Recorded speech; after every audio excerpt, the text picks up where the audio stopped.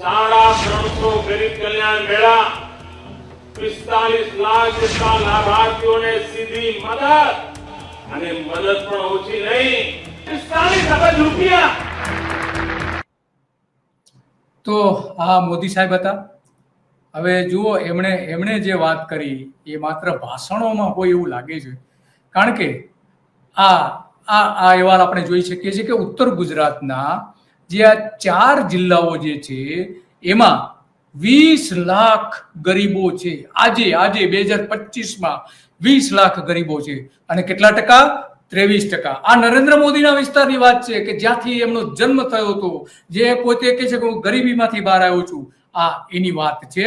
અને એટલા માટે આજે આપણે કહીએ છીએ કે નરેન્દ્ર મોદી જે ભાષણો આપતા હતા એ ભાષણો ખરેખર ભાષણો ગરીબો માટે હતા કે પોતાના માટે હતા? સવાલ એ છે, મત મેળવવા માટે હતા કે શાના માટે હતા? સવાલ એ છે, આ ગરીબી હટાવવાનો જે નારો માત્ર ભાષણ પૂરતો હોય એવું લાગી રહ્યું છે। અને એટલા માટે આપણે આજે વાત કરવી પડે છે કે નરેન્દ્ર મોદી પોતે એવું કહે છે હું ગરીબ છું। ઇન્દિરા ગાંધી ગરીબી નાબૂદીનું સૂત્ર આપ્યું હતું, નરેન્દ્ર મોદી એનાથી આગળ નીકળી ગયા। એમણે તો લગાતાર દર વર્ષે ગરીબ કલ્યાણ મેળામાં ગરીબોને ગરીબી દૂર કરવા બધા જ વચનો આપ્યા હતા, જેટલા બને એટલા વચનો આપ્યા હતા એમણે। એ આપણે આ 10 ભાષણો એમને સાંભળ્યા, બીજા ઘણા બધા ભાષણો તો માત્ર 10 ભાષણો મળી શક્યા છે, એટલે માટે